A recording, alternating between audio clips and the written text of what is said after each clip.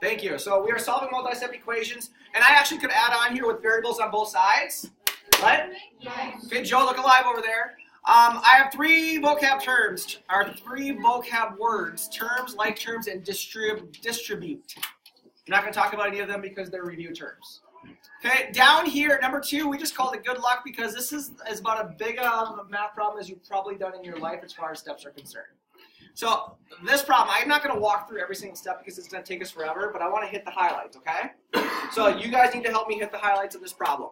Okay, what we did here is we did this problem one way and then we did it a second way. Either way is totally fine, yes, no? Here is our equation. What was step number 1? So let's just look here at number 1. What was step number 1? Aiden, Yishak, what's step number 1? Why would we subtract 27?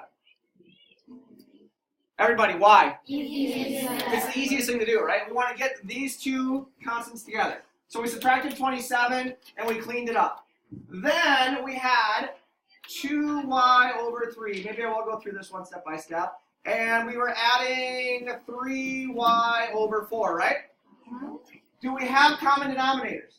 No. So I don't care if you have a variable in the numerator or not. You can't add them unless you have common denominators, right? Yeah. So what was a common denominator for 3 and 4? 12. 12. And what do we use up here to find the numerator? 12. Just like we've been doing all year, right? So we cleaned it up and we have 8y over 12 plus 9y over 12 is equal to negative 51. Can I combine my 8y and my 9y over 12? Yep.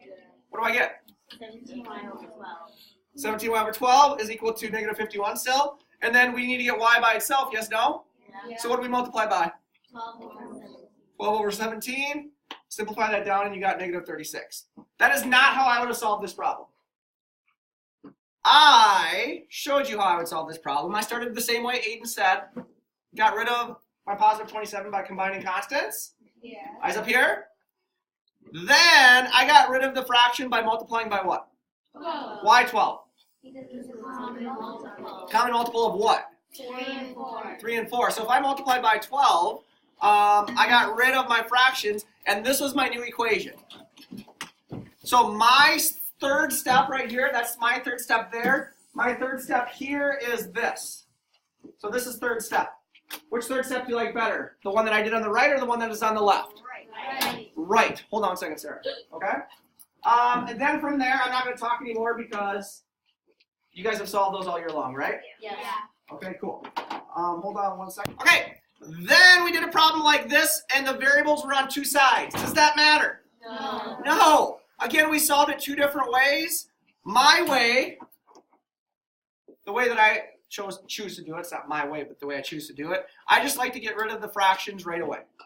So after I combined my constants, I got rid of my fractions by multiplying by the LCM of the fraction denominators of 2 and 5. Yes, no?